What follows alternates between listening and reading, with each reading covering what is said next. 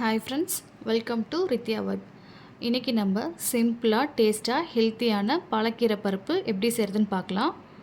குக்கரில் 1 கப் துவரம்பருப்பு சேர்த்துருக்கேன். அது கூட 5-6 பல் பூண்டு சேர்த்துருக்கேன். தேவையான அளவு தண்ணி ஊற்றி மீடியம் ஃப்ளேமில் 2 விசில் வச்சு எடுத்துக்கலாம்.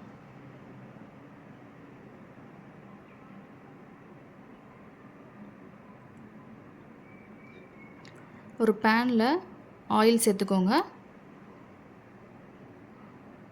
ஆயில் சூடானதும் கடுகு போட்டுக்கலாம். சின்ன வெங்காயம் நான் கட் பண்ணி வச்சுருக்கேன், அதை சேர்த்துக்கலாம்.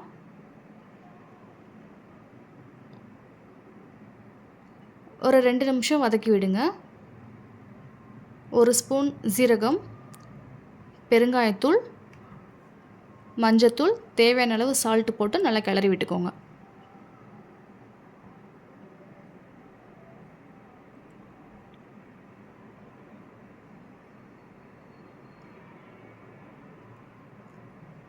காரத்துக்காக 2 வரமிளகாய் ஆட் பண்ணியிருக்கேன்.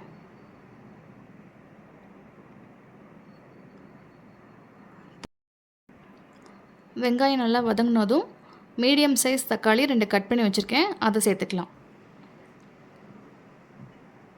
தக்காளி வதங்கிறதுக்காக நான் க்ளோஸ் பண்ணி வைக்கிறேன். ஒரு 2 நிமிஷம் க்ளோஸ் பண்ணி வச்சா போதும். இப்போ பாருங்கள், தக்காளி நல்லா வதங்கிருச்சு.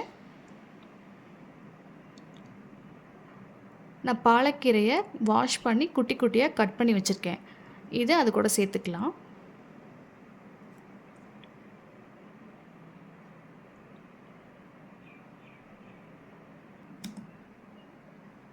லைட்டாக அப்படியே மிக்ஸ் பண்ணி விட்டுட்டு நம்ம வேகிறதுக்காக லிட்டு போட்டு க்ளோஸ் பண்ணிக்கலாம். இதுக்கு நம்ம தண்ணி எதுவும் ஊற்ற தேவையில்லை. பாலக்கீரையிலே ஆல்ரெடி தண்ணி இருக்கும். அதனால் ஜஸ்ட் நம்ம மீடியம் ஃப்ளேமில் வச்சு க்ளோஸ் பண்ணி வச்சா போதும். ஒரு 8 நிமிஷம் விடுங்க. இப்போ ஓப்பன் பண்ணி பார்த்திங்கன்னா கீரை நல்லா வெந்திருக்கும்.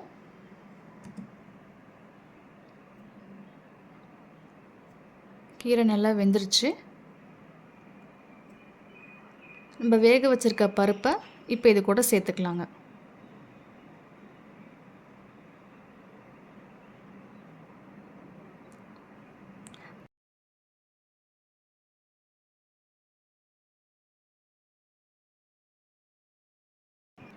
பருப்பை சேர்த்துட்டு ஒரு 2 நிமிஷம் கிளறி விட்டுக்கோங்க.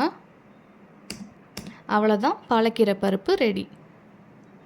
இந்த மாதிரி ஈஸி ரெசிபிக்கு நம்ம சேனலை ஃபாலோ பண்ணிக்கோங்க.